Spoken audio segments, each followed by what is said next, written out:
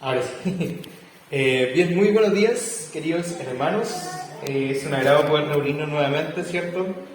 En esta mañana de domingo 12 de febrero. ¿Ya? Hoy estaremos en el antepenúltimo sermón de esta serie de verano, Una comunidad según el corazón de Dios. ¿Cierto? Donde hemos estado escudriñando ahí en Romanos 12. Y aunque parezca extraño, hoy tenemos solamente un sermón de un versículo. Ahora vamos a ver entonces qué tanto nos podemos encontrar en solo un versículo, ¿cierto? Que ha sido bastante desafiante para mí esta semana estar preparando esto y les contaré después por qué. Así que para comenzar, quiero que tengamos nuestras Biblias abiertas en Romanos 12. Y como siempre, ¿cierto? Comencemos orando al Señor, pidiéndole que nos guíe en este tiempo, que podamos tener ahí nuestra concentración, nuestra atención en su palabra. Así que oremos. Amado Padre, te damos gracias por este día, gracias por poder reunirnos, gracias por poder compartir de tu palabra. Te pedimos para que en esta mañana seas tú desafiando nuestros corazones, Señor. Ayúdanos a estar atentos, a estar concentrados en este mensaje, Señor, a estar revisando nuestras vidas. Y te pedimos para que esta palabra, Señor, se ancle en nuestros corazones y sea una verdad que podamos recordar. Así que te pido también en especial para que sea tu palabra la que esté siendo predicada en este tiempo. En el nombre de Jesús. Amén. Bien, y quiero comenzar preguntándoles si ustedes me creerían si yo les dijera que los chilenos somos personas pacientes. ¿Creen que somos muy pacientes o somos poco pacientes? No, ¿cierto? Nadie creería que un chileno, o no sé si la Argentina, sean personas que se destaquen por ser personas pacientes, ¿cierto? Y pareciera ser que la paciencia es algo que no es de todos, ¿no? Hay gente que solamente puede ser paciente y otra que no lo es. A veces también la podemos asociar, ¿cierto?, a ciertas profesiones, ¿no? La gente que trabaja en salud, o la gente que trabaja en educación, o la que trabaja en atención al público, esas personas sí son pacientes, ¿no? Por eso se dedican a eso. Pero la verdad, en la práctica a veces es difícil ser paciente. Incluso las personas que nos dedicamos a servir o trabajar con otras personas, ¿no? Imagínense la paciencia que tiene que tener una cajera si no funciona el sistema, ¿no? Y tiene una fila larga y esperando. O si estamos ahí, ¿cierto?, en la consulta médica y el doctor viene con retraso y hay una fila de pacientes de por medio, ¿no? O en el caso de los profesores, cuando tenemos que hacer clases después de la hora de almuerzo, cuando todo el mundo tiene sueño, es horrible para desarrollar nuestra paciencia, ¿no? Por lo tanto, siempre tenemos nuestra paciencia ahí al límite un poco, ¿no? También podemos pensar en cosas muy cotidianas en donde nuestra paciencia está ahí en juego, podríamos decir, ¿no? ¿Cuántos de ustedes podrían estar felices en una fila del registro civil a las 7:30 de la mañana, ¿cierto?, para poder sacar un documento y esperar más o menos como 2 horas para ser atendido? ¿O quién podría esperar, ¿cierto?, pacientemente cuando va en la locomoción, ¿cierto?, o en su auto de vuelta al trabajo y se encuentra con un taco en la avenida España? Difícil, ¿cierto?, poder ser paciente en ese minuto. O también nos puede pasar, ¿cierto?, cuando nosotros andamos apurados porque andamos atrasados y la persona que va adelante, ¿cierto?, puede ser una persona mayor y va lento, a su paso, ¿cierto?, a su ritmo, y como que uno quiere esquivarlo para pasar rápido, ¿no? O típico que uno quería imprimir algo y parece que la impresora sabía que uno está con presión y en ese momento se pone ahí, ¿cierto?, a tomarse su tiempo, ¿no? Y así podríamos seguir enumerando muchas situaciones en las que cotidianamente nos vemos enfrentados al tema de tener paciencia, ¿no? Porque pareciera ser que el ritmo que tenemos, como que todo lo queremos de inmediato, instantáneo, ¿cierto?, y lo mejor posible. Ahora bien, cuando nosotros pensamos en situaciones, la iglesia, ¿cierto?, no es excluida de esa dimensión de nuestra paciencia, ¿no? Y también podríamos pensar en situaciones sobre eso. Sin embargo, hoy día vamos a estar revisando que la iglesia y la paciencia están más vinculadas de lo que creemos, ¿no? ¿Cómo se vería una iglesia paciente? ¿No? ¿Podemos ser realmente pacientes o parece que es algo imposible, ¿no? Entonces vamos a estar viendo justamente en estas preguntas en el versículo 12. ¿Ya? Entonces, como les comentaba, ¿cierto? Al principio nosotros estamos en una serie de verano, en donde hemos estado estudiando a fondo Romanos 12, y por lo tanto siempre tenemos que hacer un pequeño recordatorio de las semanas anteriores, ¿no? Entonces, Romanos 12, ¿cierto?, viene después de los primeros 11 capítulos, como podrá parecer obvio, y lo que se hace allí, ¿cierto?, Pablo, es un repaso de lo que es el Evangelio, ¿ya? Allí entonces nos señala que debido a todo lo que Dios ha hecho en nosotros a través de Cristo, ¿cierto?, tenemos que vivir de una forma distinta, un estilo de vida, ¿cierto?, que debemos seguir. Y que es lo que justamente comienza señalando Romanos 12, 1, 2, ¿no? Entonces, si ahí leemos un poquito más arriba del versículo de hoy, dice: por lo tanto, hermanos, tomando en cuenta la misericordia de Dios, les ruego que cada uno de ustedes, en adoración espiritual, ofrezca su cuerpo como sacrificio vivo, santo y agradable a Dios. No se amolden al mundo actual, sino sean transformados mediante la renovación de su mente. Así podrán comprobar cuál es la voluntad de Dios, buena, agradable y perfecta. Así entonces, en las semanas anteriores hemos estado comprendiendo qué significa esto de presentarnos como una ofrenda viva, santa y agradable a Dios, ¿no? Y para ello hemos visto distintas características de una comunidad, ¿cierto? Una comunidad sincera, una comunidad amorosa, genuina, ¿verdad? Y eso implica un cambio en nuestra forma de vivir, de tal forma, ¿cierto?, que se refleje esta nueva realidad como hijos de Dios. Entonces, en el proceso que vivimos de este cambio, que si bien puede ser un cambio individual, también implica un cambio como comunidad, ¿no? Porque la comunidad, ¿cierto?, la iglesia, somos el reflejo de lo que Dios hace. Por lo tanto, hemos aprendido a trabajar en ciertas características de una comunidad basada en el Evangelio, ¿ya? Ahora, sobre estas características no podemos decir como, yo voy a escoger esta porque en esto me es más fácil o esta es más conveniente para trabajar, sino que finalmente tenemos que trabajar en todas las características que hemos visto, incluso aquellas que no sean más difíciles o menos atractivas de hacer, ¿ya? Por lo tanto, la vida de servicio que nos plantea Pablo, ¿cierto?, exige que todas estas características estén presentes en la comunidad, ¿ya? Asimismo, hemos visto que hay ciertas dificultades que vamos a enfrentar en este camino, ¿no? Porque sabemos que ser servidor fiel no es una tarea fácil, sino que hay circunstancias, ¿cierto?, que nos hacen examinarnos y desafiarnos.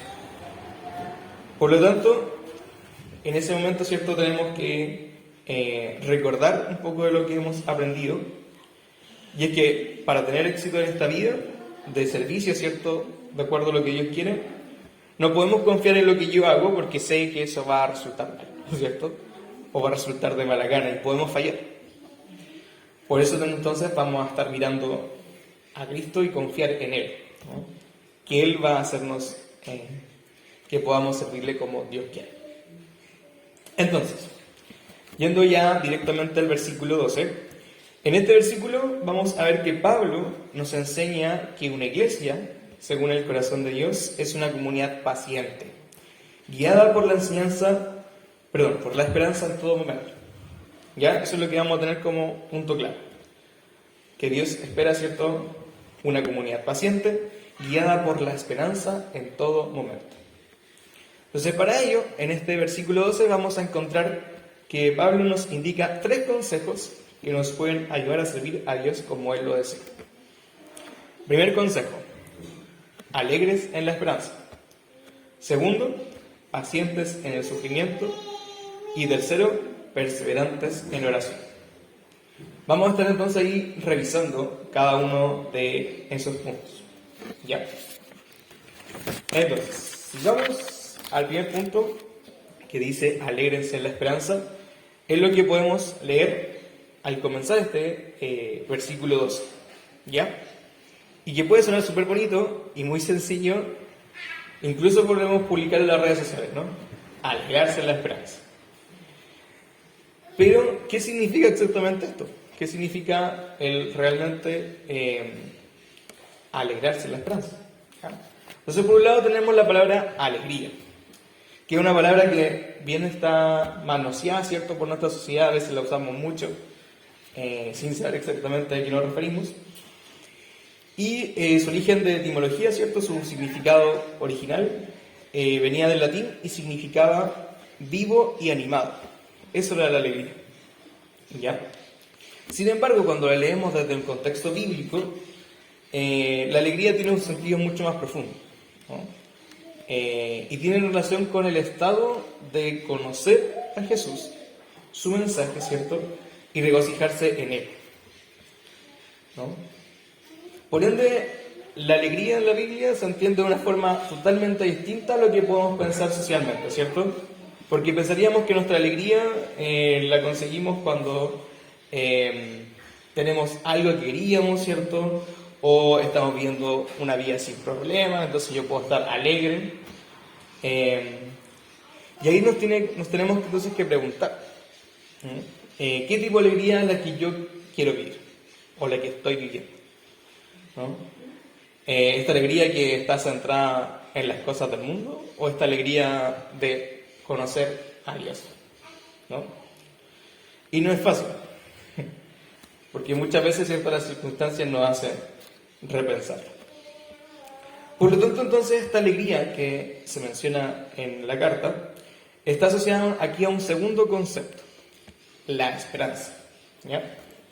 Y la esperanza la vamos a entender como la certeza y la confianza que el hombre, ¿cierto?, como humanidad, pone en las promesas de Dios y su Hijo. ¿Ya? Por lo tanto, aquí van a ir de la mano la alegría y la esperanza. Así entonces tenemos la esperanza de que lo que Dios ha hecho, hace y hará, ¿cierto?, se cumple realmente en la figura de Jesús, ¿no? En esta esperanza es la que encontramos alegría, según leemos, en que Dios ya ha cumplido y cumplirá sus planes para la humanidad y para la vida, ¿no? Y esto lo podemos ver un poco en lo que leemos en el Salmo 27, cuando el salmista, ¿cierto?, pide la guía al Señor, invitándonos a esperar esperanzados en Él. Cuando sigamos al Salmo 27, que es la primera lectura, entre los versículos 11 y 14 vamos a repasarlos para ir viendo qué nos menciona, ¿no? Dice: guíame, Señor, por tu camino, dirígeme por la senda de rectitud, por causa de los que me acechan. No me entregues al capricho de mis adversarios, pues contra mí se levantan falsos testigos que respiran violencia.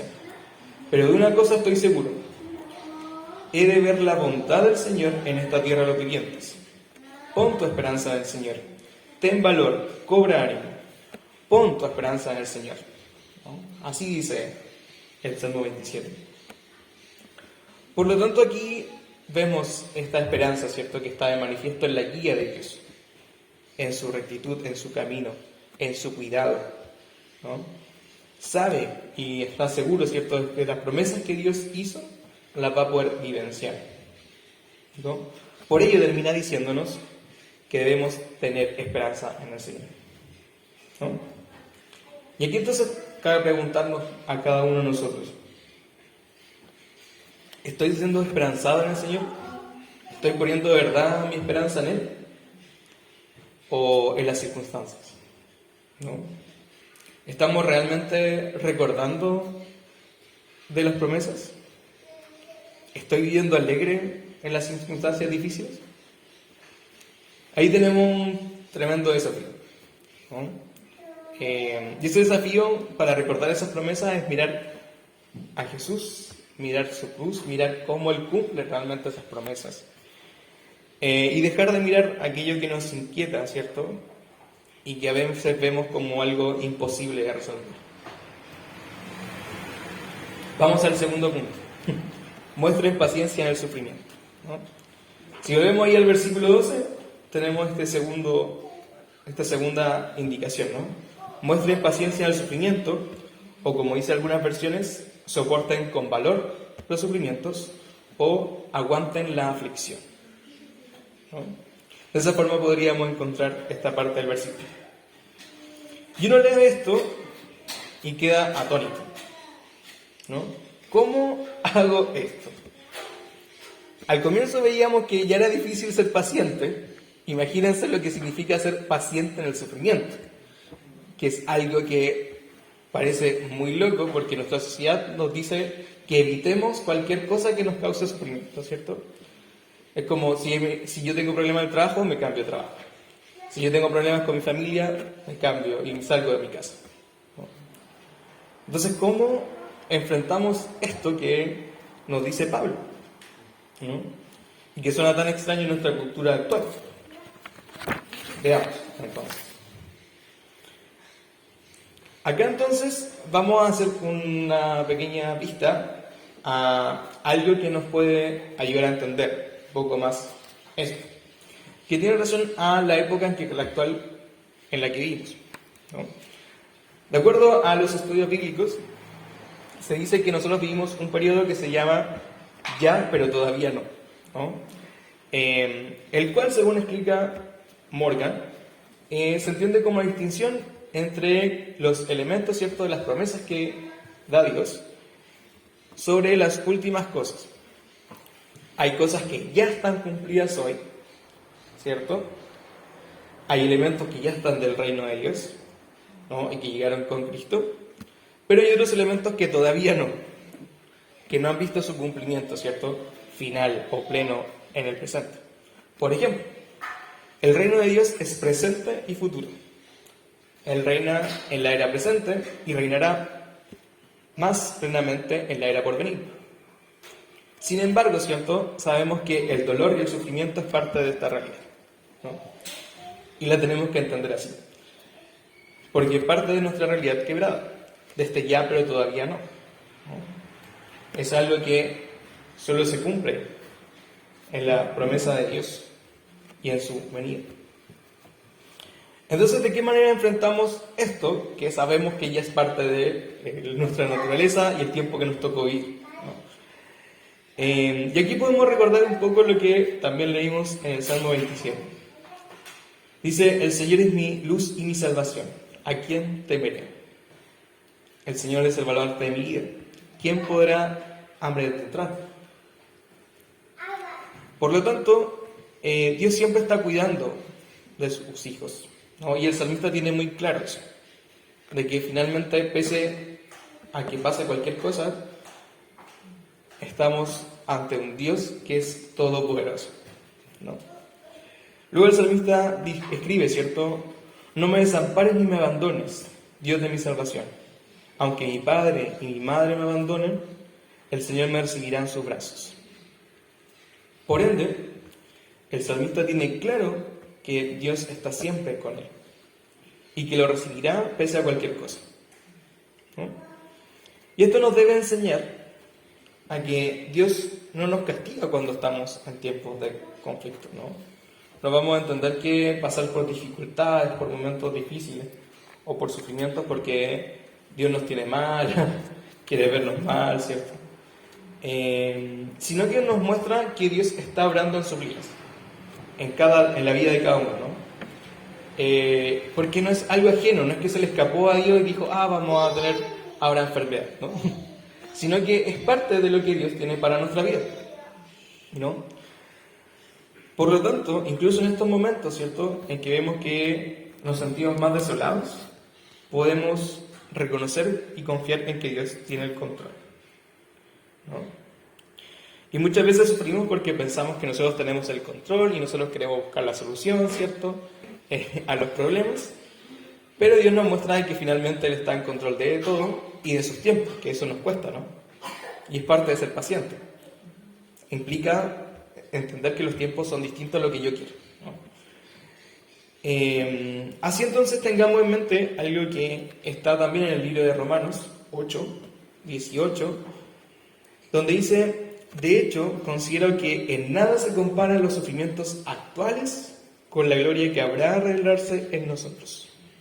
O sea, Pablo tenía, ¿cierto?, este recordatorio y esta promesa en su mente de que finalmente nada de lo que tenemos acá, que es tan pasajero, ¿cierto?, se compara con la gloria en la que vamos a estar con Dios en el futuro, ¿no? Porque es verdad, el sufrimiento es pasajero, es un tiempo que nos puede parecer una eternidad, pero finalmente los tiempos de Dios parece que fueran como un día, ¿no? Vamos entonces al tercer punto, que está justamente vinculado con los anteriores. Perseveren en la oración, ¿no? También en algunas versiones dice que sean constantes en la oración, ¿no? Y algo que nos podría parecer súper conocido y quizás también obvio, ¿no?, que es como hoy tenemos que estar siempre orando, ¿no? Pero en la práctica, si revisamos nuestro día a día, es algo totalmente desafiante, ¿no? ¿Cómo es nuestra vida respecto a la oración? ¿Cuánto oramos a Dios, ¿no? ¿Solo oramos para pedirle o también le agradecemos cosas? ¿Solamente oramos cuando bendecimos los alimentos antes de comer? ¿O estoy también orando constantemente, ¿no? Y Jesús mismo es un ejemplo de ser constante en la oración. Él mismo, ¿cierto?, siendo Dios, se toma tiempo para orarle a su Padre.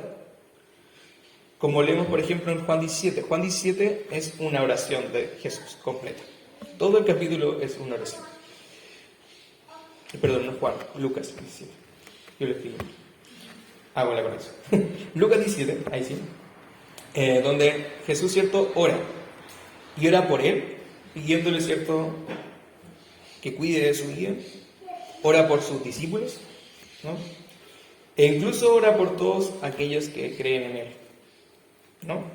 Y así luego pasa al capítulo 18, que es lo que leímos, ¿no?, en donde Jesús anima a los suyos a ser persistentes en oración, y así lo señala el versículo 1, que dice, ¿cierto?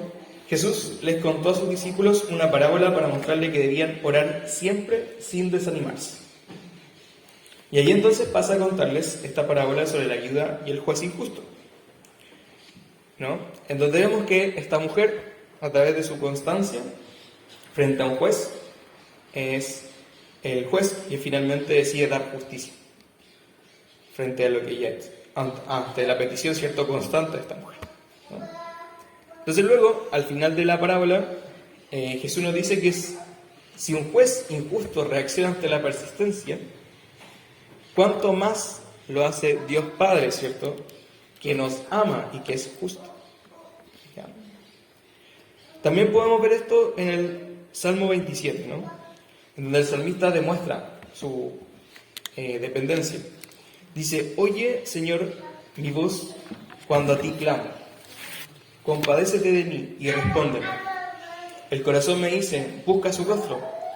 Y yo, Señor, tu rostro busco. Entonces, ¿cuántas veces hemos estado así, frente a Dios? Buscando de su rostro, de su dependencia.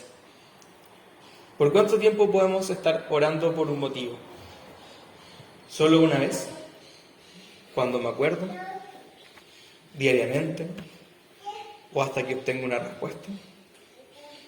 Si repasamos nuestra vida, probablemente nos demos cuenta que la oración de verdad requiere constancia. Porque los tiempos de Dios nos conllevan paciencia, como ya veíamos. Entonces, para ir finalizando y cerrando esta prédica, volvamos al inicio, ¿cierto?, donde veíamos que la paciencia es esta característica inusual, extraña en nuestra cultura actual, donde parecía, ¿cierto?, que todo debe ser instantáneo. Sin embargo, Pablo aquí nos dice que debemos ser una comunidad paciente, guiados por la esperanza en todo momento. podemos ser pacientes, porque el Evangelio nos amplía nuestra percepción de la realidad. Nos podemos dar cuenta de que el dolor ya no es el fin de todo, ¿no? Que hay algo más, que está Cristo, que revierte todo, ¿no? No hablamos aquí de una perseverancia contra la esperanza pesimista, ¿no? Como entender que todo es de aquí y todo lo malo va a pasar, ¿no? Porque muchas veces las respuestas son distintas a las que esperamos nosotros, ¿no? Muy por el contrario, se nos llama a ser pacientes porque el dolor que nos rodea no nos puede separar de Dios. Porque ya sabemos que todo lo que Cristo hizo por nosotros. Entonces, si recordamos que Dios es poderoso, ¿qué es imposible para Él de hacer? Si es perfecto en sus planes, ¿por qué nos apuramos? Si es un Padre preocupado, entonces ¿por qué debemos afligirnos? Y estas palabras pueden sonar muy sencillas desde aquí adelante. Pero en la realidad, ¿cierto? A veces son necesarias de recordar constantemente, ¿no? Y a veces también implica un desafío también para quienes estamos desde aquí adelante.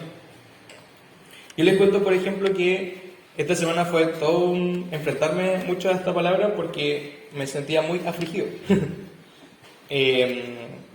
Porque recientemente supimos que mi papá tiene demencia. Y ustedes entenderán que quizá uno nunca está preparado para que te digan que tu papá a los 59 años tiene demencia, ¿no? Yo esperaba que eso ocurriera quizá unos 10 años más tarde. Y uno piensa así como, esto se acabó, no va a tener vuelta atrás, ¿cierto? Y es reconocer finalmente ahí nuestra inseguridad de por qué va a ser necesariamente algo malo, ¿no? Y va a ser un desafío, como lo es todavía estar con mi papá, pero sé, ¿cierto?, que en los planes de Dios está eso. Y Él nos invita a eso, a recordar eso, a recordar que tenemos que ser alegres en la esperanza que tenemos en Él, ¿no? Que una enfermedad no va a ser el fin del mundo, porque finalmente sabemos de que tenemos una esperanza viva, ¿no? Y ahí estábamos toda la semana ahí desafiando a preparar esta palabra. Entonces parecía ser que a veces puede ser más fácil caer como en el desánimo, en el sufrimiento y pensar que esto es el fin, ¿no? Pero Dios constantemente, a través de distintas formas, nos muestra que por más que nosotros pensemos que nuestra mochila es la más pesada, Él nos ayuda, ¿cierto?, a llevar cada casa. Y nadie tiene un bolso más o menos pesado, ¿no? Pero Dios nos ayuda en eso. Dios nos dice, calma, sé paciente, porque todo lo de aquí es pasajero, pero mi gracia y mi poder son eternos. Y eso es maravilloso, ¿cierto?, de poder recordarlos. Así que antes de finalizar con una oración, quiero compartirles justamente un salmo, o parte de un salmo que hoy hemos leído otros salmos, pero que me fueron de mucha bendición cuando les comenté lo que pasó. En el Salmo 72, en el versículo 23, leemos, pero yo siempre estoy contigo, pues tú sostienes de la mano derecha. Me guías con tu consejo y más tarde, me acogerás en gloria. ¿A quién tengo en el cielo sino a ti? Si estoy contigo, ya nada quiero en la tierra. Así que oremos para finalizar pidiéndole al Señor que nos ayude en ser pacientes. Es difícil, pero en comunidad, ¿cierto?, sabemos de que muchas veces todo se aligera. Así que acompáñenme en esta oración. Amado Padre, te damos gracias por poder escudriñar esta palabra. Gracias porque en solo un versículo podemos descubrir de tantas verdades maravillosas, Señor. De saber que tenemos que ser pacientes porque tenemos una esperanza solo en ti, Señor. Y pese a cualquier momento de dificultad, sabemos de que tú eres quien obra en nuestras vidas, quien tiene el control sobre todo, Señor. Y por ello nos invita a ser constantes y perseverantes en oración.